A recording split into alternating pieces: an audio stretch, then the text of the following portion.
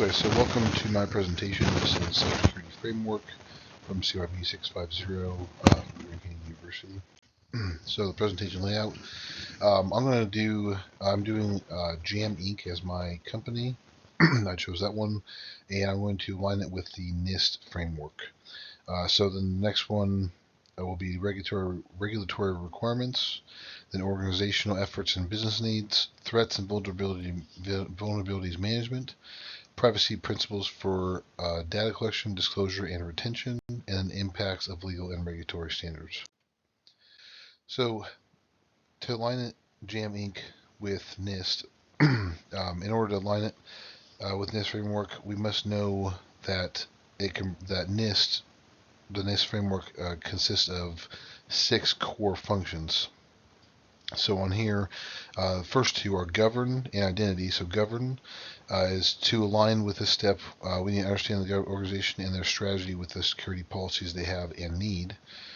So obviously in this company, they want to expand outwards and get more online, but also they are trying to contract with HVAC companies and a bunch of other things as well that they want to get into. So we have to align it with what they want. Excuse me. So identity, this is done by mapping the system and understanding the organizational assets and risks that are present within the network. So because they want to go outwards on their business and make stuff more over the network waves, that is also a bigger risk. It opens up more attack surfaces. So continued on this. So protect. To integrate the NIST framework into Jam Inc., we must utilize the capabilities for safeguarding and reducing risk in incidents. So obviously in here I'll say it again, but IDS and IPS and everything else to mitigate risks. So detect. This is done by searching and finding attacks and the way that the attacks happen. So we find how they are entering the system, or why they would be entering the system, what for, obviously for customer information and everything else. And then we go ahead and we, within the detection step, the integration can run smoother because I would then be able to see what is happening attack-wise. So respond. So this step involves responding by using intelligent privilege controls and remediation services to help detect and identify threats faster.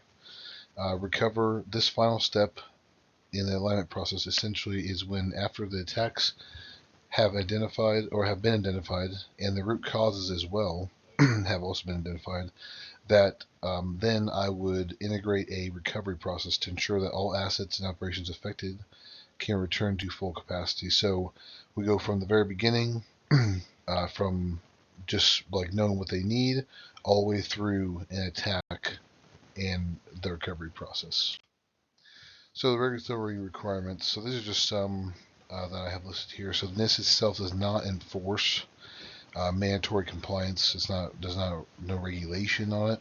However, there are cases where following NIST guidelines becomes a requirement due to other regulations or contracts. So federal agencies and contractors, the Federal Information Security Management Act, FISMA, compels them to comply with NIST Special Publication A100-53 for security controls. NIST SP 800-171 lays out controls to protect CUI, control unclassified information, that federal contractors might handle. So CMMC program, this Department of Defense initiative requires defense contractors to be certified at different levels based on NIST cybersecurity requirements. So regulatory requirements continued. NIST compliance can also be beneficial for organizations beyond these specific requirements because of how the framework aligns with other regulations. So some of the regulations are based on certain security measures, and NIST literally is that, so that they align it with their framework. So organizational efforts and business needs. So there are certain aspects and upgrades of Jam Inc. that must also be completed and regulatory requirements that go along with these capabilities. So they want to integrate AI, so artificial intelligence. NIST recommends conducting research to further advance the AI technologies, but obviously trusted ones only. Also, to apply this research across the NIST integrated systems within the company, establishing benchmarks, data, and metrics to assess the AI technologies. Again, only trusted AIs. So machine learning, that's another business need that they want for Jam Inc. Trustworthy AI systems are those demonstrated to be valid and reliable, safe, secure, and resilient. Essentially, they can be trusted with special information. And then next is Internet of Things. I don't know why it's up there, but that's how that ended up. On and off premises data analytics. So this would allow databases and the software to be implemented solely either on internal server or within a cloud storage database. So the cloud would make it easier for customers and clients, such as the HVAC contractors that they are getting into, to access the network and the information that they need to access. They have it readily available, whereas on-premises data, they would have to log in through the network with, obviously, either way, they have to have certain credentials in order to access it. So threats and vulnerabilities management.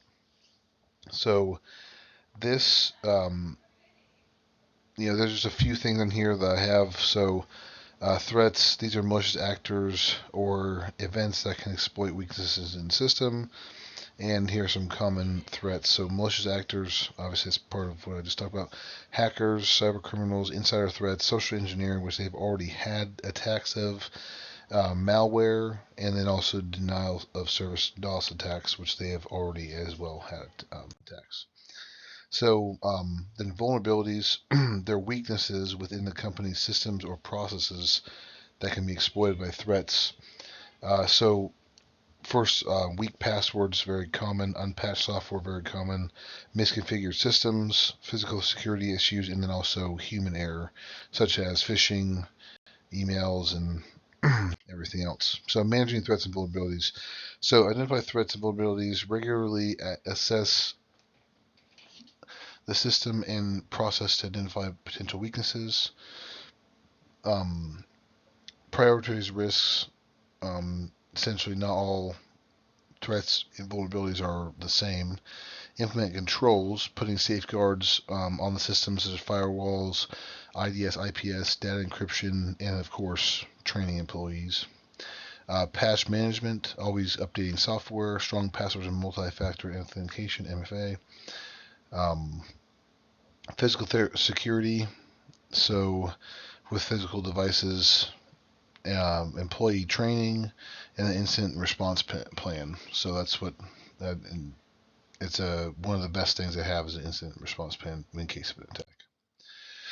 So these are the privacy principles for, and so this is the first one is data collection. So the organization Jam Inc. will be upfront about what data they collect, why they collect it, and how it will be used. Lawfulness, this goes in with the principles. So data collection should only be done for legitimate purposes with a legal basis for collection, such as user consent, like payments or that kind of thing. Minimization, so they'll only collect data they absolutely need to fulfill what they need to do. Next is disclosure. So consent. In many cases, organizations such as Jam Inc. will need to obtain user consent. So with contracts and that kind of stuff, limited disclosure data within Jam Inc. will only be disclosed to those who need it for specific purposes for which it was collected. Sorry, that skipped that one. I don't know why. Okay, impacts of legal and regulatory standards. So they're both good and bad impacts. So increased security and privacy, improved functionality and reliability, fairness and transparency. So essentially, regulations like the GDPR or HIPAA can drive systems to be built with stronger security features, and it can benefit everybody. For the second one, standards can set specific requirements for system functionality and performance, and then regulations can promote fair competition and protection. And then some of the negative impacts, increased development costs. Obviously, it costs more to have better security. Reduce innovation, so it can make it kind of harder and slower for these technologies to be used, and then operational overhead. So obviously maintain compliance, which that's what I would do as a CISO of the company, in order to align my team with getting their security being their number one priority. So, and that is my presentation. Thank you.